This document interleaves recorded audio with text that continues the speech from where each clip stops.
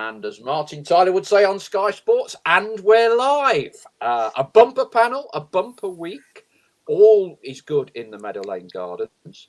Grimsby Town revisited tonight, a clean sheet, a late winner, back in the playoff spots. And a break now to concentrate on the FA Cup. It is, after all, only 127 years since we last won it. Do you remember that, Don? Yeah, I think I played in one of them games, actually. If it's the FA Cup, you've got to have Don O'Riordan on board, haven't you? Scorer of that thunderbolt against Tottenham Hotspur in the FA Cup quarterfinals in 1991. But I should say, who were the co-joint scorers in that FA Cup run, which started at Hull? See who can get it right. I don't know if you'll be able to remember who were co-joint scorers, Dom.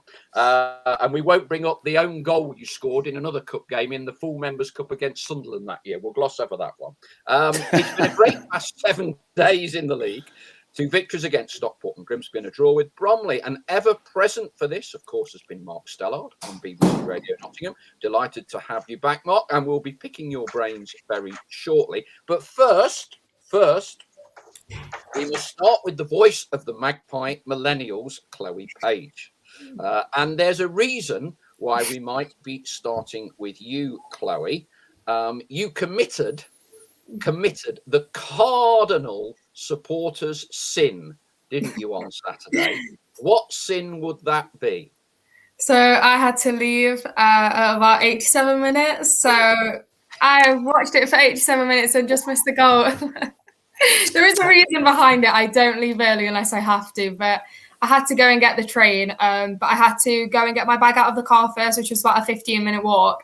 And then when I got to the train, they decided they were going to delay it for 20 minutes for all the Notts fans to get there. So I was like, brilliant. Thank you for telling me that. So I watched all of the Notts fans. Double whammy. You left early. You didn't need to. So all the other Notts fans are ambling or going back to the station, and the train is delayed by 20 minutes for them to catch it while you are stuck on the platform for half an hour. Absolutely. That's just how it goes. But I said to quite a few people, I would much rather us won and I missed the goal than as draw and I see all the match. So I'm still very happy with the result. Just gutted I missed the goal. Yes, a bit of ribbing. And also, we'd like to hear from everyone that's watching tonight. We'd like to hear, what goals have you missed? What magical moments in Notts County matches have you missed? You might have gone early.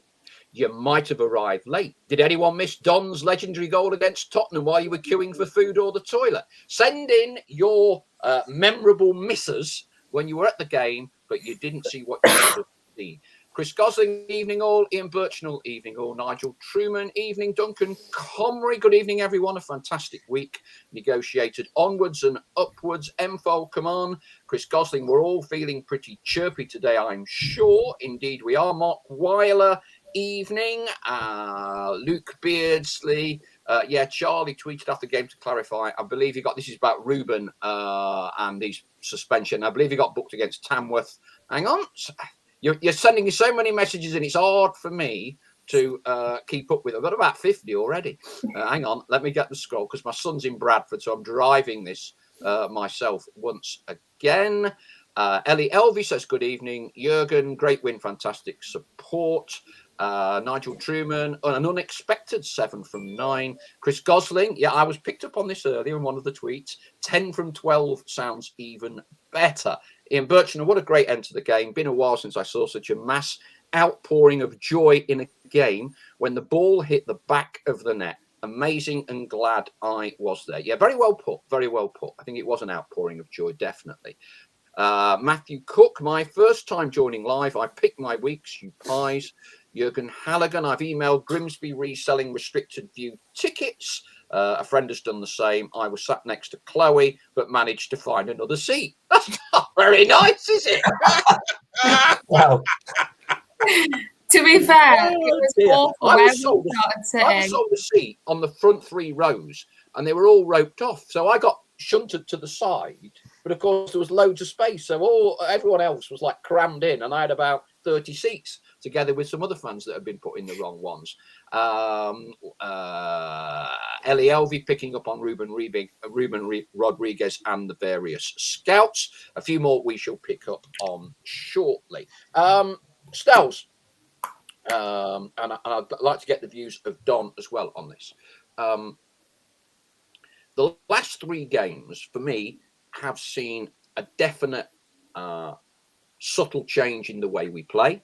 Tempo. I think Ian has mentioned he felt they were a bit passive, and they are now more aggressive, quicker tempo. And I think in all the 3 games, Stockport, Bromley and Grimsby, there appeared to be a little bit more urgency, mixing things up. Do you think that is a conscious effort from Ian, or is this perhaps a case of the players absorbing more of what Ian wants them to do? And I guess the question, would you agree you've seen a difference in these last 3 games? I think there has been an increase in the tempo. You're always searching for tempo and intensity in your play. Always. It doesn't matter, whether the manager asks for it. You've got to have that in your game. For various reasons, it isn't always there. Whether it was conscious or subconscious, that it seems to have been there the last 3 games. Like we said just a moment or 2 ago, sort of before we started, I just wonder whether, because looking at it on paper, coming into a run of tougher fixtures, starting with that Stockport one, after the Yeovil game, but 3 defeats, the win at Yeovil, then the sort of bit of a letdown 0-0 with Tamworth, and then on paper you're coming into the big spending Stockport and a tougher run of games. So whether that subconsciously flicks a switch with the players and think, right, we've got to be at it today, otherwise we could get a tanking or whatever, and then it comes from that. You get the great performance, great result against Stockport, and then that spurs you on. I'm sure Don will have had that throughout his career. You're always striving. You need tempo and intensity, and if you don't play with that, it doesn't matter how good you are passing the ball. If the other team outwork you, then you're in for a long afternoon. Don, when you were last on the show a few weeks ago, you said you had a good feeling, about Ian and about Snots this season. Then we lost 3 on the spin. Yeah. but very much back in the groove. Talk to me about as a pro. Is there a better feeling than going on the road, big game, nicking a late winner?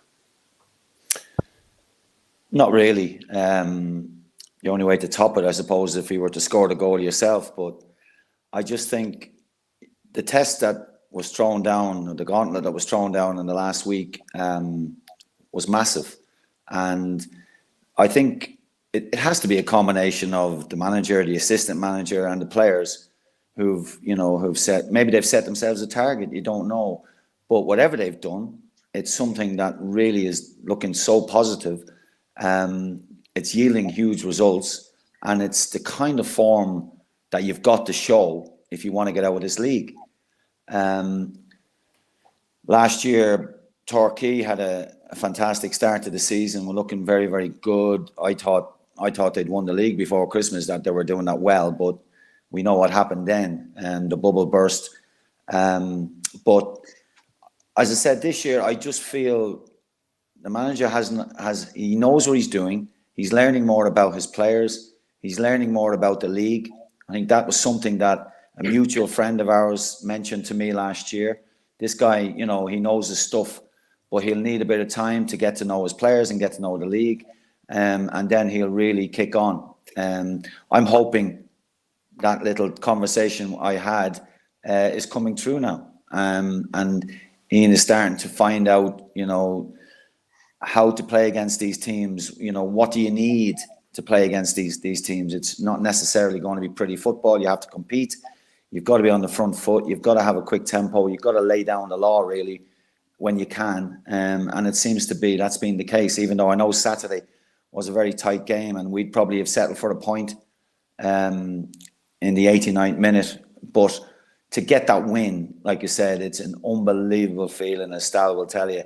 To get a late winner is always a wonderful experience, whether you're home or away. And like I said, I haven't been to many games, as you know. I haven't seen many games, but it's a long time since I've seen Notts fans react like that. And it was a wonderful scene when that ball hit the back of the net and the stand nearly fell down with the excitement that was caused in the crowd. And it would be great to see a few more occasions like that in the near future. Great atmosphere, great away following, capacity crowd, Chloe. So as a young fan, it's not always been like that. I can hark back to the Jurassic era, top flight football and all the rest of it. What was it like from your perspective as a fan in terms of the theatre of the occasion of Saturday? Yeah, it's always a good one. And we were going to have a big following. We'd sold over 1,000 tickets. And it's always a great feeling knowing you've got a lot of people there. They did ram us in there. And my seat, I know, was very restricted for the first half. And everyone around me was saying exactly the same thing. So luckily, we were shooting in the opposite direction. So I could see everything going off our end. It was just this end was a bit like this around the post. So I moved second half because I wanted to see the goal in case we scored, which didn't matter in the end. But yeah, it's a great feeling. And everywhere we go, we've got a great following this season. It was always going to be a big game with a big following, with Grimsby not being too far away from us. It's one of the closer ones this season. So yeah, it was great. It's great seeing all the fans there and in and around the ground. And then it's just topped off with a big win. And I don't know about other people, but after the Stockport game, I was going into the two games, the Bromley and Grimsby, saying I'll take 2 points. I think Bromley was always going to be difficult at home. They're a team that maybe aren't built up with stars like other teams are in this league, but they know how to grind out the results. They've showed that this season, and that's why they're the most informed team. And then I took a point at Grimsby even before the game, and during the game I thought it was a very kind of a draw written all over it from what I saw. Not many chances from both sides. We probably had the better of the chances possibly. But yeah, it's just great. And even though I missed it, it did look incredible, and it's what you want to see more of, and it's great when it does happen. Well, I bet someone who was extremely happy was, I was going to say Jack Pie, but my eyes are going Jock Pie. That beautiful goal won me £3,574 and threepence. Happy days. So absolutely. Stells, the modern world, squads, rotation, players run a lot more kilometres and miles every game. Players can't play 3 games a week. You have to rotate. You have to do this. Not too many people have commented on the fact. Same starting 11, all 3 games, not one change to that starting 11. Yeah, and same 5 subs in all 3 games, I think, if I'm right as well. So the same 16. So yeah, so all this, modern talk, I still think it's the same until you get up the right top end where you're talking the big clubs in the European competitions. Football hasn't changed intrinsically in that it's a hell of a lot easier to pick a team when you're winning than it is when you're getting beat. When you're getting beat, you're searching for things. Whereas players, Don, myself, play when you get bombed, you get dropped if you're not playing well. That's it. There's no sugarcoating it. You're left out for a reason, and it's not because I have a rest. It's or rotation. It's you ain't doing the business, sunshine. Come and have a sit on the bench or sit in the stand and watch the others. When the results are coming for you and the performances as well, then the team still picks itself. And why would you make changes? Certainly this early on in the season as well. We're still, first third of the season. I don't think there's too many players carrying too many knocks. Certainly, they're not mentioning it and they're not going to put it out there, of course. But the fact that he kept the same 16 for 3 games within that 7-8 day period tells you that they're all in pretty good fitness, pretty good shape, not carrying too much. And when it ain't broke, you don't fix it. Yeah, I did find it very interesting though, because we do talk a lot about in the modern era, Don, changing teams around, minutes in legs, and those sorts of things. But as I say, as Marcus said there, unchanged team, 3 games, 3 big games in 7 days, and the same starting 11. Presumably, as players, you wouldn't get even you at 34 with Neil. You wouldn't be getting too tired playing 3 games in 7 days, would you? No, and the other point, I suppose, is I'm sure it still happens now, is if you don't play a midweek game, you'll probably do a physical day to make up to top up the fitness. So, but there's nothing, you can't beat playing. If you were to say to the lads, do you want to, we're going to play a match, even if you were to say to the boys in midweek, we want to play a friendly rather than do a running session, would you be happy? And I'm sure they would. They would say, go ahead, let's do it. But like, he has played the three same teams, which would suggest, it's not far off his best starting 11. They've done him proud. And like I said, they can't be tired of having finished as strongly as they did. So, there's a lot of things going right at the moment, going well at the moment. And I'm delighted for the manager. I'm delighted for the players. I'm more delighted for the fans than anybody, to be honest. We've got to keep this momentum going now. It's a little break away from the league, obviously, coming this time. But, he's doing really, at this moment in time, you can't knock the manager in any way, shape or form. He's showing a lot of good signs. Michael Doyle, I'm sure, is a big help in the background as well. The players on the pitch, they're performing very, very well. They're standing up to the pressure as well, which is great. That's something that, last year, the year before, you were never really confident when there's a big game like Grimsby coming up. You weren't thinking, oh, we're going to go and win in Grimsby, or we're going to win in wherever it was, Wrexham, or but you kind of went into the game on Saturday after the previous two results thinking, they've got to be giving the players huge confidence going into the Grimsby game. And Grimsby had lost midweek as well, which was, another, you'd have thought would have raised their game even more because of that.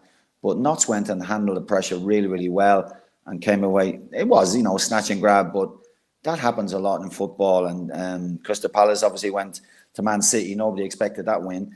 But it happens in football, and, it was a fantastic result.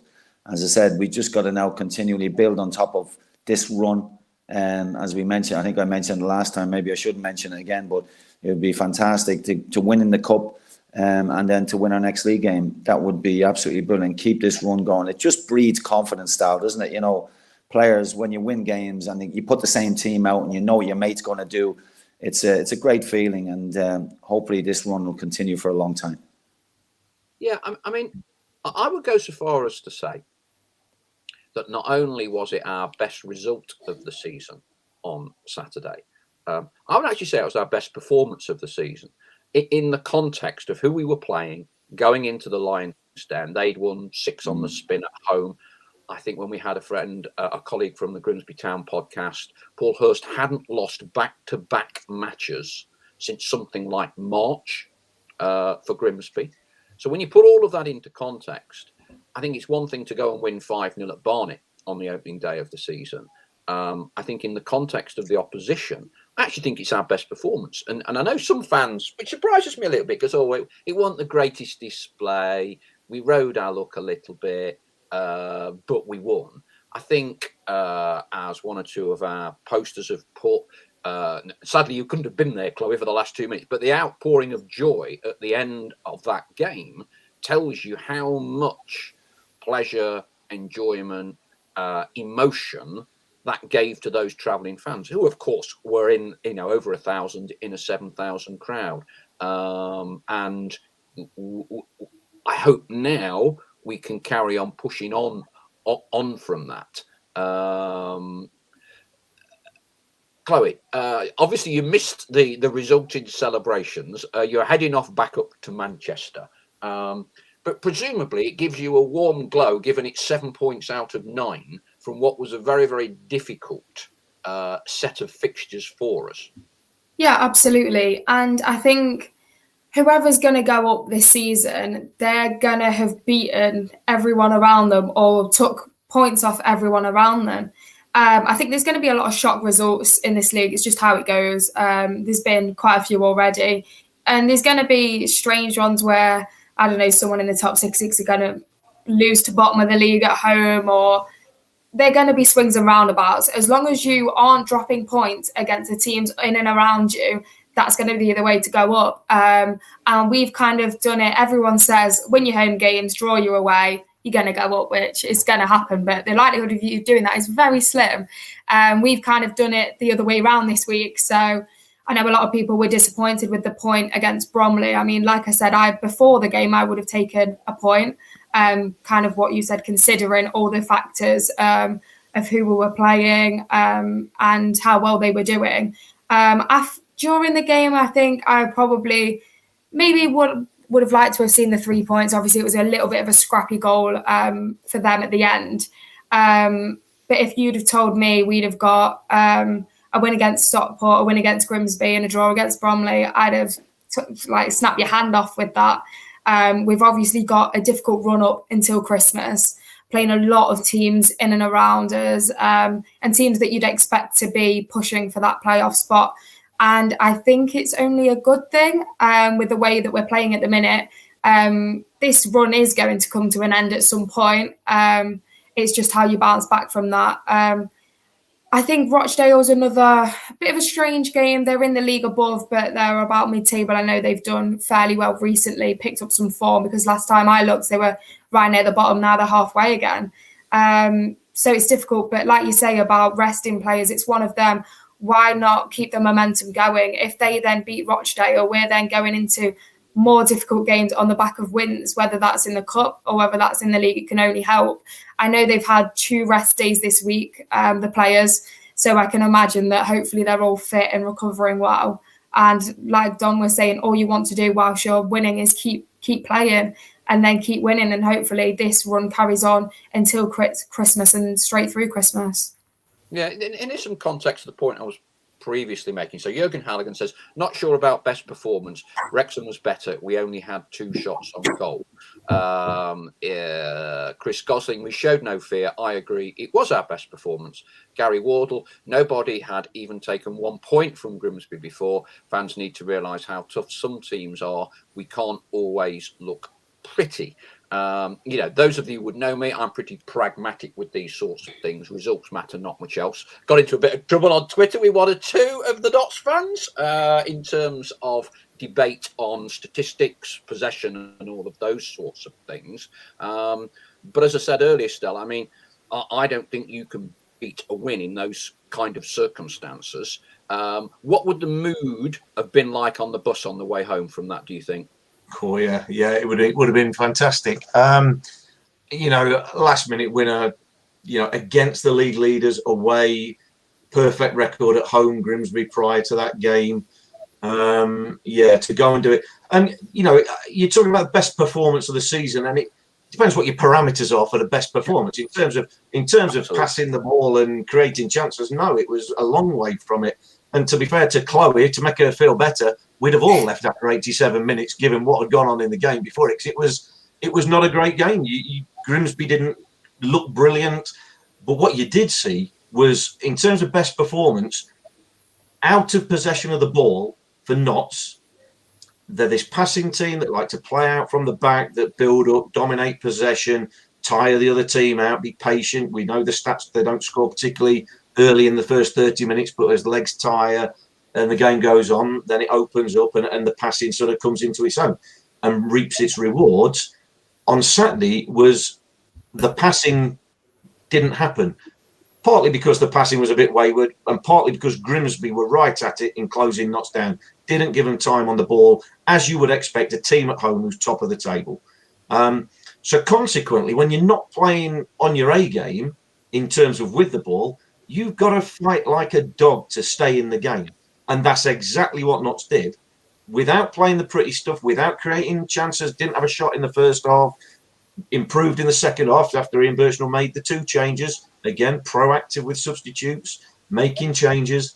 But even then, it wasn't, flawless performance, but out of possession of the ball. And I think, and I've questioned, and it's a criticism I've sort of a criticism, but a question or a question mark I've given against them is, with all this passing football, it's very good to have players that are comfy on the ball and technically brilliant, technically gifted, fit as you like, but can they do it when they're out of possession of the ball? And can they do the work rate? Can they do the ugly stuff? As Don will know about it, there's 2 sides to a football match every time. And Saturday was the perfect example of a game where neither team played with the ball to their best, but it was about dogging it out and who wanted it the most and who was going to stay in there and who was not going to give an inch. And to be fair, both teams looked like they weren't going to give an inch, weren't going to give a quarter. And as Chloe left at 87 minutes, I think we all would have thought, yeah, it's got 0-0 written all over it. We're not going to miss too much. And then up pops Ruben, tidy little finish, and sends the Notts fans into raptures, and me and Charlie as well. So, you know, and that was the excitement of it. That was, you know, you add in the fact that it's top of the table, add in the fact they're unbeaten at home, perfect record at home, and the bus on the way back, the boys would have been buzzing just like the fans were. Don, very well put from Stout. Spot on there. Spot on. Can you remember back to the Warnock era and nicking games away from home on that bus? A few tins. Neil would be walking up and down the bus. Great times. Very much so. Yeah, it was remarkable team spirit. Something that I mentioned before that Neil built from very early on. The Scarborough story, I think we've said before, where he took us to Scarborough and we stayed in this absolute pigsty of a guest house, and Tommy Johnson and Mark Draper were in bunk beds together, and you know, it was brutal. And then he took us for a walk up the road, and we went to this beautiful hotel. We stood outside it, and he goes, "What do you think of that, lads?" And we were saying, "Yeah, we wish we were in there." And he goes, "Well, we win a few games. You never know what happens next time we come up here." And sure enough, we went on a run, and he took us back there a month later, and it was 5-star or 4-star hotel, I can't remember, but it was amazing. And that, you know, what he was doing actually when he took us to the pigsty of a guest house was he was just getting us together and bringing us as a group, as one. And you know, we all moaned like hell, but we all moaned together. And you know, when we went onto that pitch, we fought for each other, and you can't win anything without team spirit, in my opinion. And just listening to Stallard there about how dogged we were on Saturday, 2 points. It's great as a team when you don't play your best and you win such an important game. That has to do your confidence huge. I had a match on Saturday with my under-15 style. We were 2-0 up. We went to 3-2 down with 5 minutes to go, and we got an equaliser. And it was through, again, hard work. That's the first. I said I'm going to get it on the badge of our club next year. You know, Maryland Woods FC, hard work. That's all I'm asking from players nowadays. You know, we know their ability, we know their skills. And if you can get a team, especially in this league, you know, to get out of this league, you need fighters. There's no doubt about it. You need to stand up and be counted in every game. Not when it's easy. You need to be standing up and counted when it's tough. When you go to places like Grimsby and Stockport and come away with wins. I mean, they're magnificent results that can only build confidence in the team. The fans get confidence as well, and the fans get behind that the team even more. More fans will go to Meadow Lane because the team is doing so well. It's a process, you know, that happened during the 2 seasons when we went up. There's no doubt about it. And the crowd at Wembley the second year was just unbelievable. We didn't even know there was that many people followed us.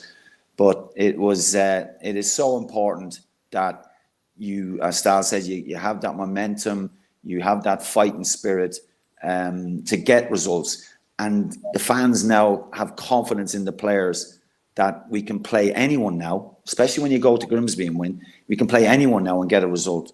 And I'm hoping that rubs off on the players as a squad, and the manager and the assistant manager, I'm sure, will be telling them exactly the same things.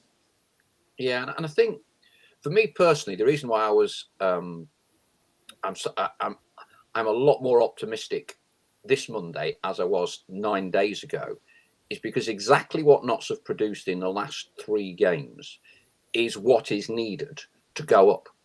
If you don't nick these sorts of things, Stel, you know, we've all seen how well Notts can play when the sun's out. You know, it's a beautiful green grass. You know, we stick 3, 4, 5 past Barnet. Oh, we're going to storm everyone. But the reality is there's not so many of those games. There's probably going to be another 10 matches like Grimsby, at least on the road this season, where you don't always have the lion's share of possession.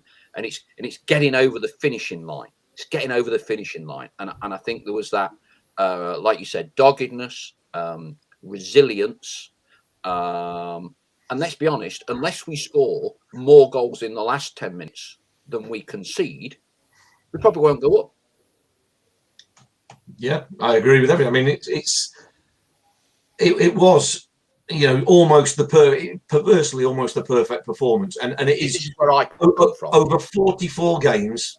44 this season, isn't it? Obviously with 23 in the league.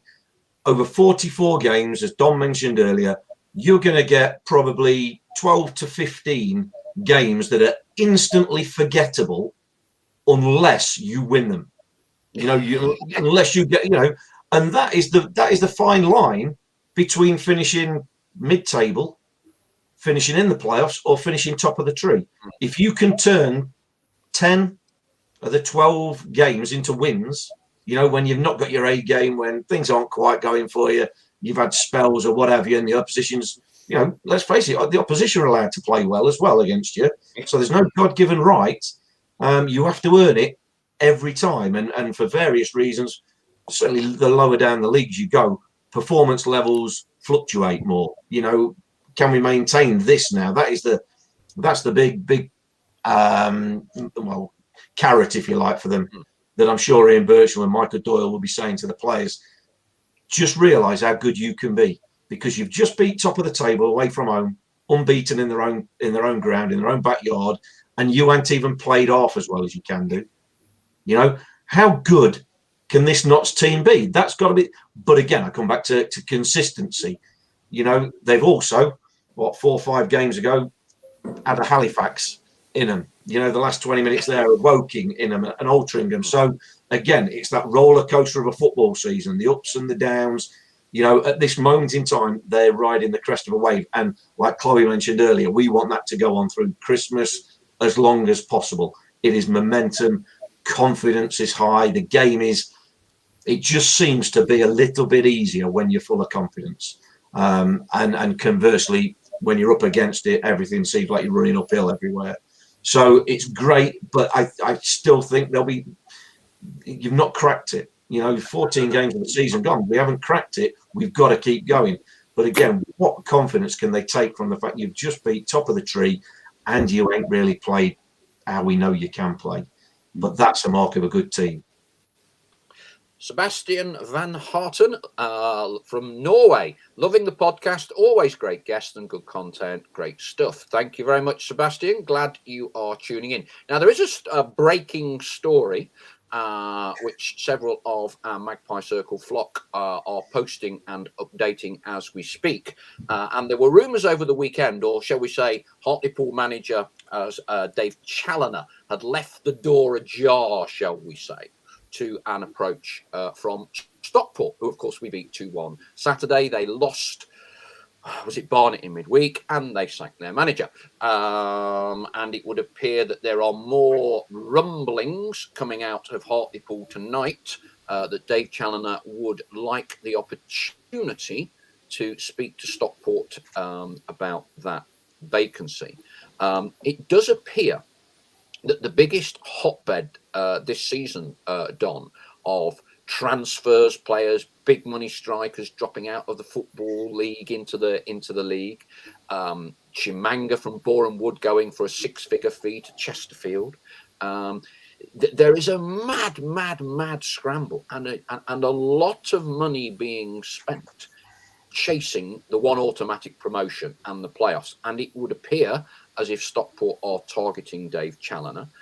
Ordinarily, you wouldn't see players or managers dropping down into the National League too often. But it would appear Stockport are targeting Dave Challoner. He, of course, got Hartlepool up. Is this a sign of the more modern game? Because previously, players and managers would normally only, when they're doing well, move up the leagues rather than be prepared to drop down. Yeah, it's a strange one, really.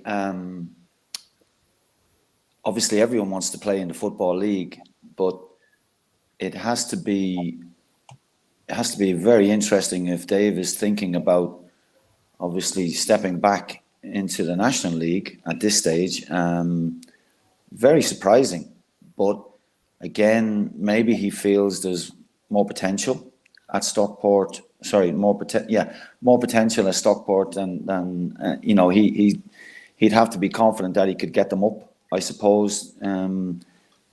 Personally, I would probably look to stay in the Football League. that would be my choice. But I wouldn't say he's doing the wrong thing. He probably knows a lot more about the clubs than I do, for him to make this decision. And good luck to him if he does make it. But when you fought like he has to get them up last year, achieved his goal, and now looking to step back down, maybe it tells the story that this league has, starting to become even more professional than it's been for the last few years. People are investing more money. There's a lot of people interested in the league, which is good for the league. But again, I still think there should be a system where they'll squeeze 3 teams up rather than 2. But that's not going to happen any day soon.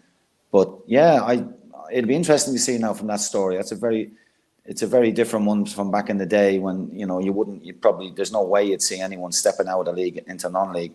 But it says something about the league having changed, the quality of the league. Does it surprise you, Stal?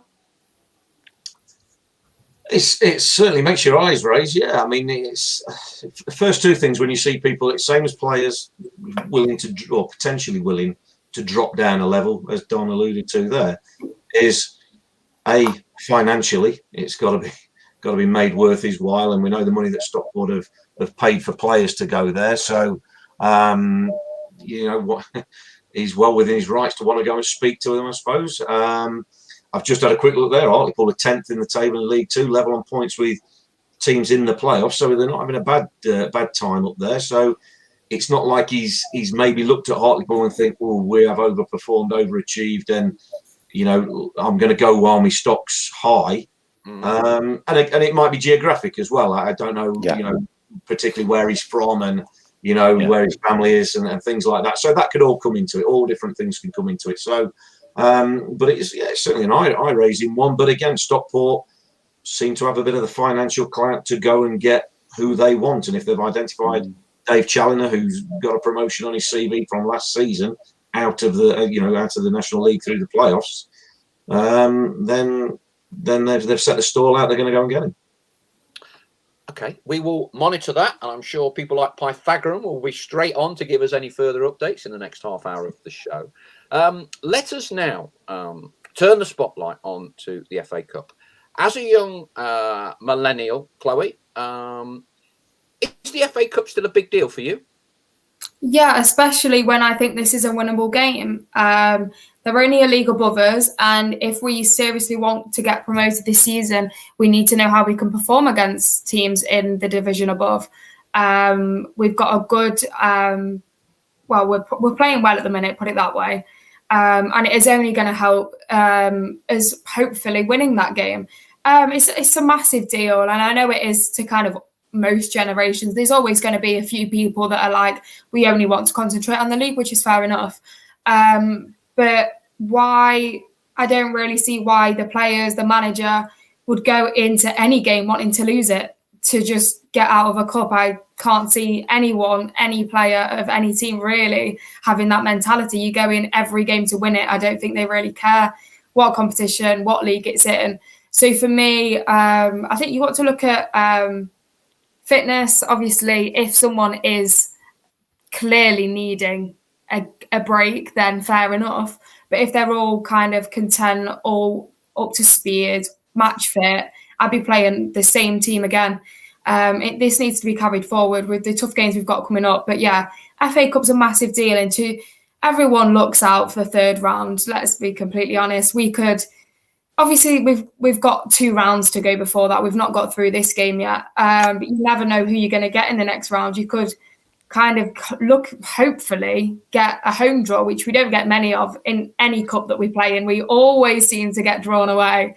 So, yeah, it'd be great to get another away win under the belt. It's only going to help confidence and then get us into the hat for the next draw. It's always an exciting watch when you're in it. I think I'm probably one of many that will sit back at the next draw if we're not in it and not even bother watching it, to be honest. So it'll be great to be able to tune in and see us getting picked out of the hat. Jurgen Halligan says, would love a cup run, then a Premier team at Meadow Lane. We had Neil Bishop on, of course. That was most recently Notts' cup run when they played Manchester City. Luke Beardsley, I love the FA Cup and FA Trophy. A great chance to travel to some different or unusual grounds. There'll be some debate about what sort of team we play on Sunday, I should say. Personally, I think he'll be I doubt there'll be many changes. Don, an FA Cup quarter-finalist with Notts County. So, who were among the co-leading goal scorers in that 1991 run, do you think? Good question. I suppose you got to look at your two strikers, I suppose, Kev Bartlett and Dave Regis. No. Tommy Johnson, obviously. Don't know, did any of the centre-backs get a couple of set pieces as well? Maybe Shorty or Yatesy, I'm not sure. Yeah. The There were skipper, three. Phil Turner, was... Phil now and Turner's then would one. get a goal. Really? Good. Yeah. Um, It was only two. So who else Go on. would have got 2 goals in that FA Cup run? well, I got one against Hull. And one against Tottenham makes. Yeah. Two. You are one of. You are one. So one there's of just... Okay. I'm it's glad you didn't know that. One of the co-leading scorers. Now, I didn't see the Okay. whole game. What was... Everyone knows about that fluky shot you had at White Hart Lane. What was the whole goal like? Oh, the whole goal was a brilliant ball to the back post, and I rose like a salmon or a tin of salmon, and buried it with my head. It was a fun. Who put it in? Was it? Can't remember now. Was it Tommy Johnson or someone? I was only watching it recently. Great delivery, and I got on the end of it. Yo, go! You did that, Stel. Say again? Go with the video. My goals. I know it was on the phone. I was searching on my phone for something, then I came across 1 or 2 goals that I kind of searched about 6 months ago during lockdown and stored them on my phone. But that one popped up. Yeah, it was far post header. I don't know where it was playing. Was I playing midfield or was I playing, in front of the centre backs or behind them? I can't remember even that. But I just somehow appeared at the far post for the cross, and buried it with my head. So happy days. Stel, have you got a compendium of your goals on video anywhere? No. I probably have, but they're on VHS, so I've got nothing to play them on if I wanted to. Anyway, and Charlie will back me up. I can't remember half of them anyway. So they're very forgettable. My goals. I've not scored in a quarter final of an FA Cup. I'd be watching that every day of the week. Yeah. When you think back to that run, Don. Sometimes cup runs can be viewed as a little bit of a distraction, can't they? Particularly when you're mounting a promotion campaign. So that run to Spurs was Hull 1-5-2 away. Ian McParland scored for Hull that day, by the way. Right. You beat Oldham 2-0 at home. Manchester City, which was of course a classic, you beat them 1-0, and then the trip to Spurs. Did Neil prioritise or approach the FA Cup in any way, shape or form differently to the league games that season? Can you recall?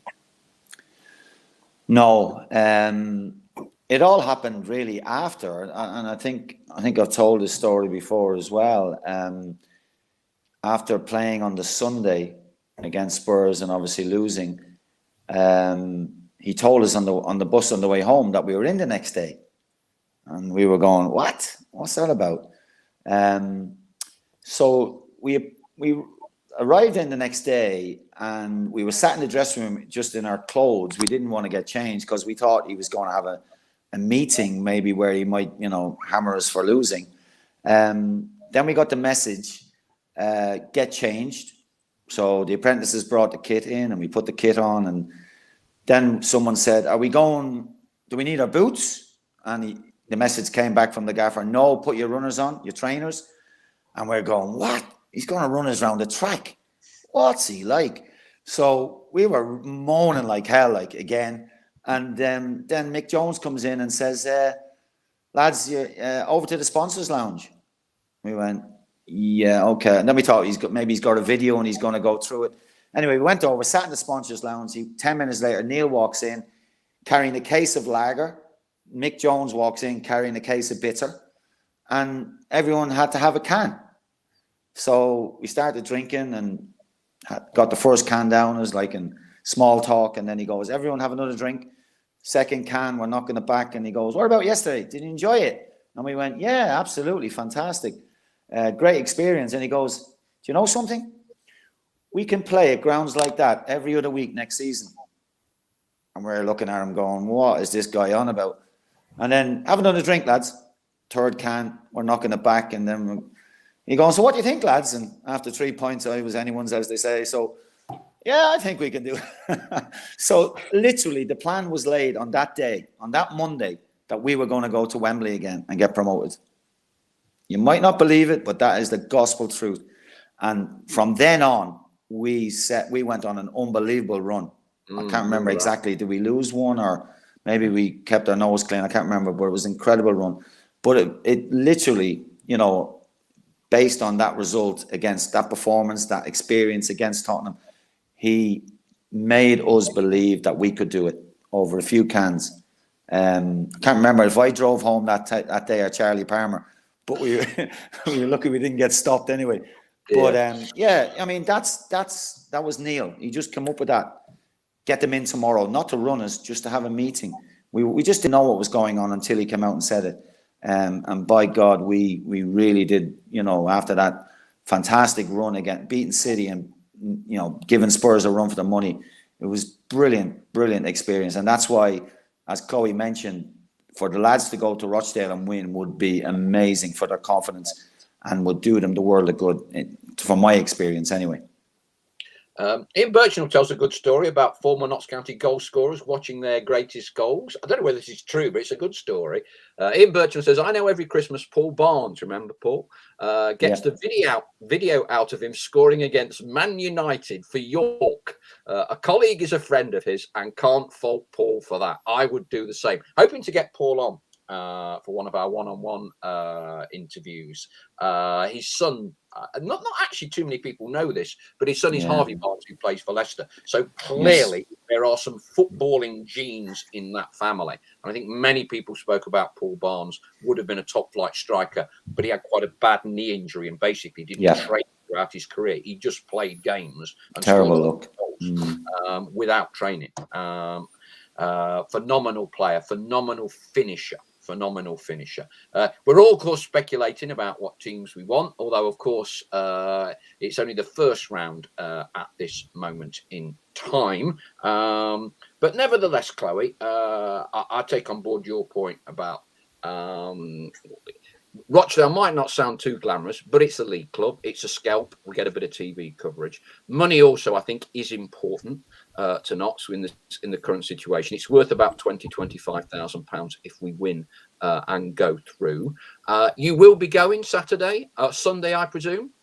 Yes, so it's not leaving early under any circumstances. Don't need to. It's too close to mine to have any excuse to leave early. So I've got to come back to Nottingham on Saturday anyway, so I'm still having to do the travelling. And then I'll be travelling up in the car with my dad and my granddad on the Sunday and then staying up here because it's not too far from me. So it was nice when I got it, and when I saw the draw and I thought it's near me and I don't have to do any travelling down south for a change. So yeah, it's a great result for me. Hey, and lads, fair play to Chloe, student in Manchester, crisscrossing the country, misses very few games. Fair play. You know, it's one thing doing it from Nottingham, it's another doing it from Manchester. I remember in my student days at Sheffield with the Howard Wilkinson era, I was the only person in Sheffield that used to travel all over the country on the train to watch Notts. Now, I was fortunate. We were going to Manchester United, you name it. Tottenham, Arsenal, Liverpool for the first time. Chloe is going to Ebbsfleet, Dover. So fair play to you. Fair play to you. Stell, there's another debate at the minute. Ruben Rodrigues, one of our star players. A lot of speculation linking him with other clubs. 18 months on his contract to run. One assumed it was his agent leaking a bit of information about Championship club coming out. Notts are reported to have kind of a Moneyball approach, or certainly looking at resale value of players. What are your thoughts on the whole Rodrigues situation and Notts trying to get back into the Football League? Well, he's certainly an asset, isn't he? I mean, I don't think you get too much debate on that. He's, again, I would say, like I mentioned about the team as a whole, I think he almost epitomised it in that I don't know if he realised how good he could be and how influential he could be. And I still, would push him to say, I still don't think he's at his best form this season. I still don't think he's got into the form that he had at the back end of last season. After Charlie was nearly taking him off at Altrincham for a bad first half, before he whipped one in the top corner for a free kick, and then he went to a run. Yeah. So maybe I've got to get Charlie to criticise a bit more on a game or something, and then he'll go on to a run. But he's at this level, certainly at this level, he's got ability that not many players in any other teams have got. I would challenge him to use it more and influence games even more than he does. Despite a fantastic sort of last-minute winner at Grimsby.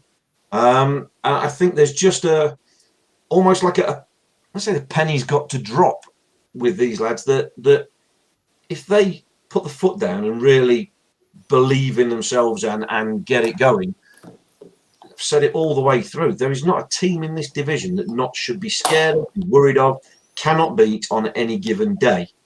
And that means it's in your own hands. It's how you perform. If you perform well, you win the game. I think if Ruben performs well for the majority of this season, then he's a massive part, not just his goals, but his little bits of quality in the final third. And also the fact that he will take defenders. I speak about this a lot. When you make a name for yourself, you attract the eye of the defenders of the opposition, and they have a game plan for you. And that might just play into the hands of a Kyle Wootton or a Cal Roberts or anybody else in the team that goes, well, if they're going to keep an eye on him, it means they're maybe just sleeping on me a little bit, and I'll be able to capitalise on that. And Notts have got the players to do this. So, fantastic asset. Then you come into, the contract situation is, it's almost common sense, isn't it, now, to try and tie your better players down where you can. 18 months at this level is still a reasonable amount of time. But we are yet to be tested, aren't we? I think not since the money ball, the stat-based approach, the new owners. We are yet to be tested by a club coming in and putting in a cash bid for one of our players, be that any of them. And that will see, do they believe that, hey, we can sell a Ruben Rodrigues or a Cal Roberts or whoever it might be, or a Kyle Wootton or somebody, because we back ourselves to have them coming through on a conveyor belt based on our research and data that we've got? Or are we, no, we're definitely not going to become a selling club? And you might fall somewhere between the two. I certainly don't think we'll be a selling club, but owners particularly get tested, especially after we've just had, 18 months, 2 years of a pandemic where money's not been free flowing into clubs. Yeah. Somebody comes in from the league with a cash bid for a player, that just asks the question and tests the mettle of the owners and says, ball's in your court. What are we doing? What are the ambitions? And it would be interesting to see, because you want to be at the top of the table. You want players to be playing well. And if they do that, they naturally attract interest. It goes hand in glove. Fortunately, unfortunately, you want people to be interested in our players because it means they're doing something right on the pitch. So it's a problem that football has always had, but we've not yet seen, or I don't think, and there might have been bids that we haven't really heard of, behind the scenes, but we've not really seen them tested by a real serious club coming forward and saying, hey, I want to take Rodrigues and I want to take him this season, this season, transfer window, whatever, January, what sort of price do they put on his head? Is he for sale? Would there be no price that would prize him away? I doubt there'd be no price, but again, it's having cabs on the rank ready to go, because you just never know in football. What I think, Don, we would all like to see is Ruben and Cal Roberts grow with the club. And if we think back to your time with Neil, there were two young kids, Mark Draper and Tommy Johnson, who were clearly destined to go to the top. Promoted successive seasons, both key components of that, and were kind of able to grow with the club. And you probably put Craig Short in that he was one of Neil's earlier buys. And whatever financial figure you put on the valuation of Ruben and Cal, and I would agree with Mark here, that outside the National League, there are very few clubs in League One and League Two spending any money on transfer fees, any money. So I think it's a depressed market. But the ultimately true worth of Ruben and Kel, for me, is crystallised in the form of getting you promoted into League Two. Then you can have another conversation with Ruben and Kel. You're back in the Football League. You're playing higher standard of football. Let's offer you another contract. Clause in it if a club higher up the thing comes in, fixed fee. But your players can grow with the club. That was very much the case, wasn't it? And I don't necessarily know the discussions that Neil had with Drapes and Tommy, but I suspect that's kind of how he managed those along the way. Yeah, there's obviously Tommy and Drapes were involved with the England setup, weren't they? The under-8, I think it was under 23 or under 21, I can't remember, but they were huge talents, but they were nuts through and through at that stage. And obviously later on, Shorty, Yatesy, Tommy and Drapes, they all left the club. People talked about the stand behind the goal being built because of Yatesy and Shorty from their money and things like that. Financed it. That's right. Yeah, absolutely. This is what happens in football, and it's great that there's two players in the club at least who people are keeping an eye on because they're really quality players. I would love to think that the lads would stay loyal. Obviously, if we were in the bottom half of the table, looking like there was no results going to happen, and they were tempted away, that you couldn't blame them. That's the club's fault at that stage, I suppose. But I think for now, the team is in a very, very good position, and it's looking very, very positive. So you would hope that these two guys will stay for the run-in, help the team get back into the Football League.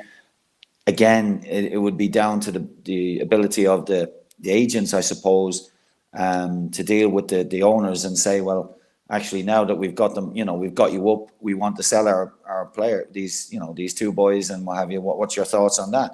And then more negotiations would take place between agents and owners. But just to get them two on the team playing a regular basis between now and the end of the season, I think is going to be hugely important. You don't want to be, letting Rodrigues go at this stage because he's like a shining bright light, isn't he? And it would to have Cal back on the pitch as well would be just superb, and would strengthen the team, I'm sure. So I think it's important that these two guys stay for the remainder of the season, and as I said, hopefully we continue to be in this playoff area. And obviously aiming for automatic. That's what you got to go for. And I'm sure that's what the manager will be saying to the boys. Look, we can go up this year, but we need you with us. We need you to stay. We need you to commit. And then if we go up, we'll have another conversation. I think that's fair at this stage. So we'll just have to wait and see. But I'd love to see it play out that way, that the boys would be in a position to negotiate again, having got us up.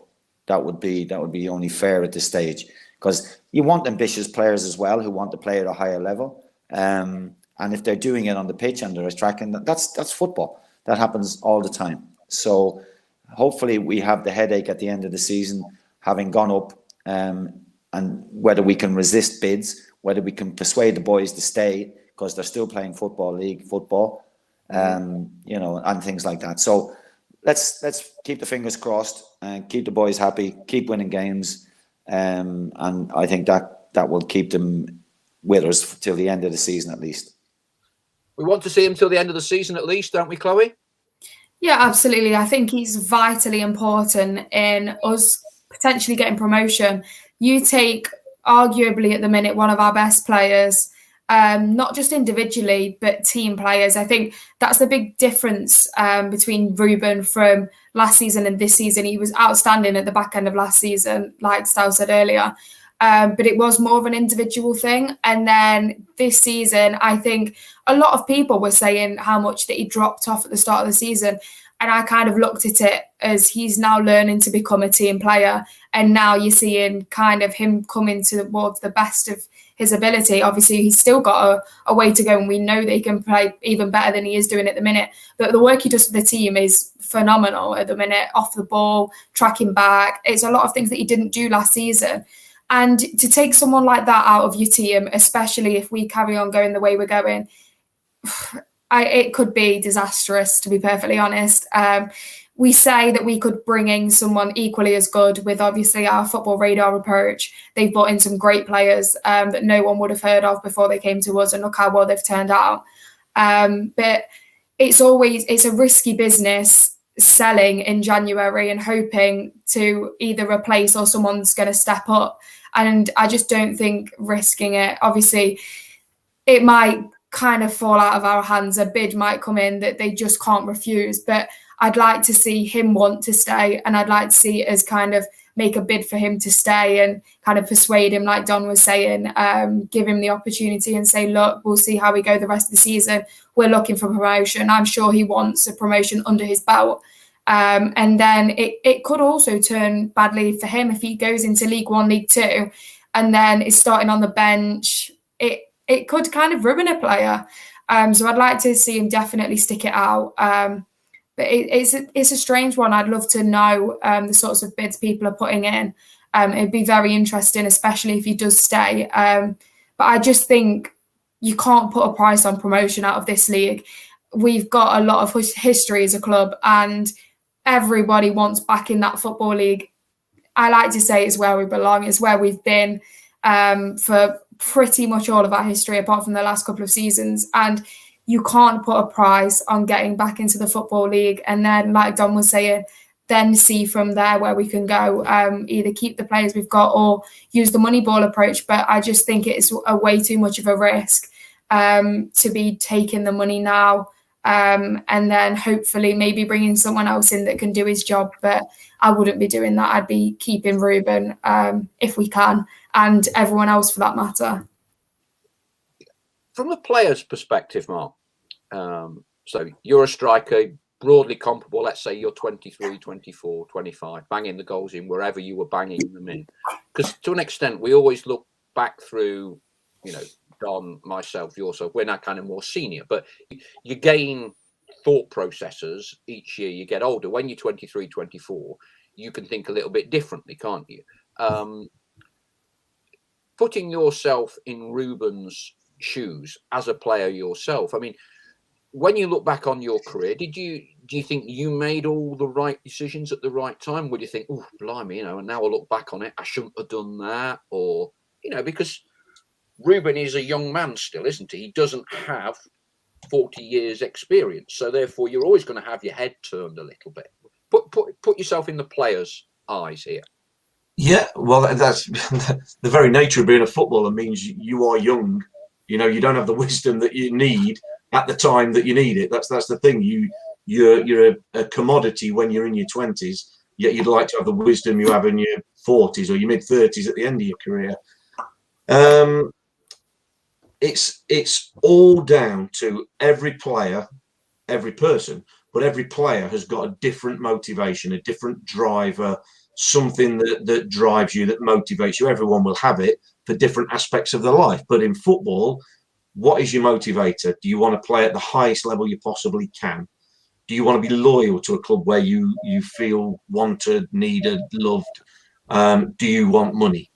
But make no bones about it. Do you want money? What drives you? Do you want to be, we talk about geographically for Dave Challoner, if that's an issue, do you want to be close to home? Are you a home bod? Ruben Rodrigues is in a different country, let's not forget, and came over here pretty much, smack bang into a pandemic. So he's had it as difficult as you possibly could get. So even more credit to him for that.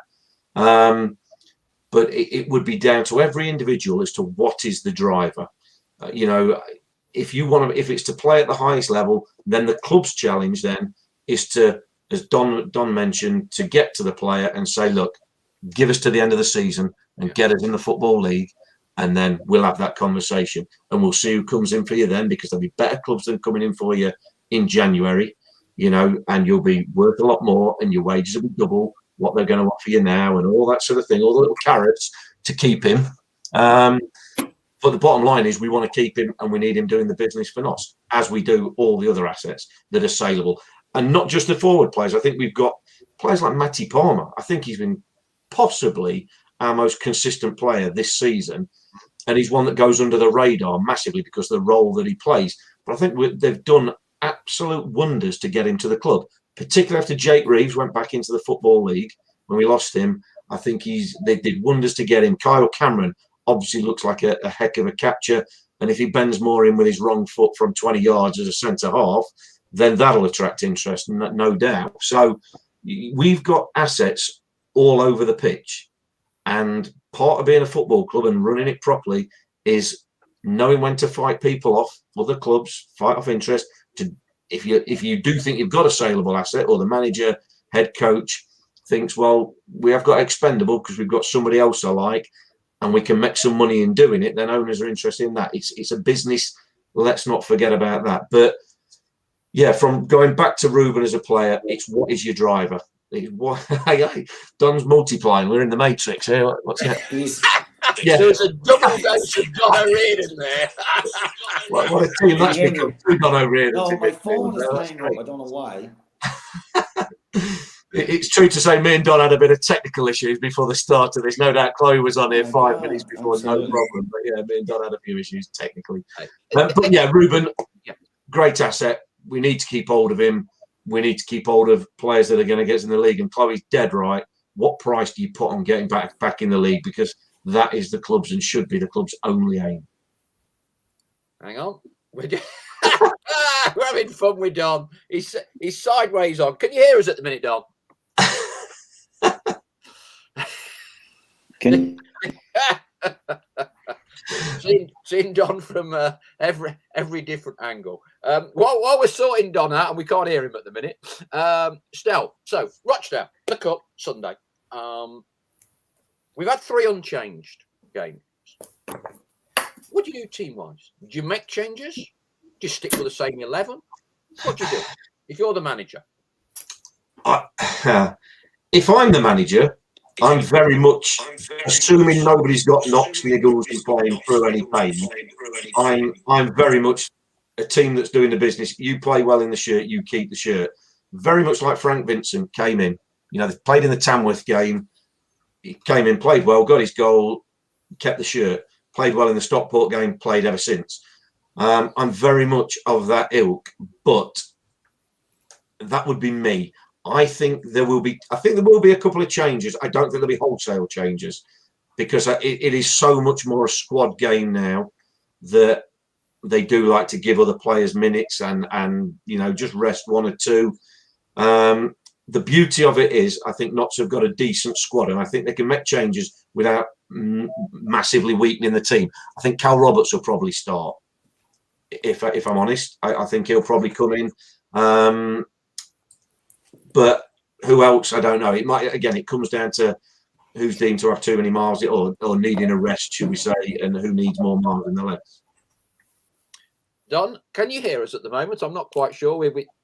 I can barely hear you, actually. Okay, Don, I'll shout this because we can wrap up after this. So, Don, you're the manager of Notts County. 3 games, brilliant, same team. FA Cup at Rochdale. Do you make changes? Would you keep the same team? I would love to keep the momentum going by playing the same team. I think the players would also like to keep the same team. It's a habit, winning and getting good results, and that's what's happened in the last few days with these 3 fantastic results.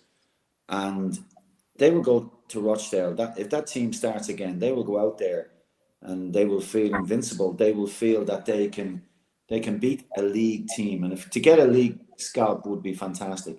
Now Ian may be going the opposite way. He's a very modern manager. He's a young manager. He may believe that this is the time to give these guys a rest, recharge the batteries, and we'll give a few lads who are on the sideline most weeks, give them a start and see can they perform and do well. But confidence comes from winning games and not losing games. And it would be, I'm sure, the 11 lads, again, especially in the Premier League, they have these ideas that you must rest lads after 2 games in 1 week and so on and so forth. But I think it was at Aston Villa many years ago, Stallard, I think they had 12 players or maybe 13 that played the whole season. And there's many clubs like that, I suppose, because there was only 12 players allowed, wasn't there? There was one sub back then when I was playing, certainly. So yeah, it's, in my opinion, if I was manager, having seen what we've seen the last 3 games, especially what we saw on Saturday, that resilience, I would go up to Rochdale, try to win the game. If it doesn't happen, like us against Tottenham, he can just grab them together and say, look, lads, doesn't matter. That's the league that we're trying to get into. That's the opposition we want to be playing next year. Let's go for it. So that would be my opinion anyway. But as I said, it's down to the manager. Whatever he does, I'll back him, to be honest. He's there. He knows his players inside out. He knows every day how they react to 3 games, whether they need a rest, etc. Maybe 1 or 2 do, maybe the rest don't. I don't know. But wait and see. And I'll back him 100%. Chloe, gentlemen, thank you very much for joining us tonight. It's been actually one of the busiest shows we've had, and the live viewers is one of the highest we've ever had. So thank you to everyone for sending in their questions. One thing I would like to finish on, Don, remiss of me. On Thursday, we have we'll be broadcasting our live, our sort of 2-hour interview with Mick Jones. Now, Mick's a bit of a legend of the club, 4 promotions, 2 as a player under Jimmy Cyril, 2 as an assistant under Neil Warnock. He spans several generations. He talks Jack Grealish, Neil Warnock, Jimmy Cyril, all from a first-hand perspective. And he kind of dropped into the interview halfway through or 2/3 of the way through. I was given 48 hours to live when I went to hospital 2.5 years ago with lymphoma and leukemia. He looks remarkably well. He looks a hell of a lot better than me. He's 74 and I'm 58. But Mick was a great foil for Neil Warnock, wasn't he, during your time at Notts? Mick was, how would you describe him? I suppose, good cop, bad cop. If you class Neil as the bad cop, Mick was the good cop. You might get a rollicking from the gaffer, say, I don't know, after a mistake or in training even, and Mick would just saunter over, and he'd say, Don, look, you've made a mistake there. Don't worry about it. You're doing a lot of really good things. He was great like that. Really, really was good. It was always one that thought before he spoke, whereas sometimes Neil, I'm sure you won't mind me saying it, would just spout out anything without thinking, and probably say he never regretted saying anything, but I'm sure he did. But Mick would kind of stand there, hand on his chin, and be thinking what he could say to maybe a player who'd been hurt by the gaffer's criticism. They were a great combination. That's basically what I'm trying to say. The good cop, bad cop combination. And Mick would go very, very deep. Neil was raw, I suppose, at times. It was effective, obviously, but Mick was definitely. And if you had a problem, I suppose, where you might be thinking, geez, the gaffer's having a go at me forever, you'd maybe go and have a word with Mick and say, look, what do you think?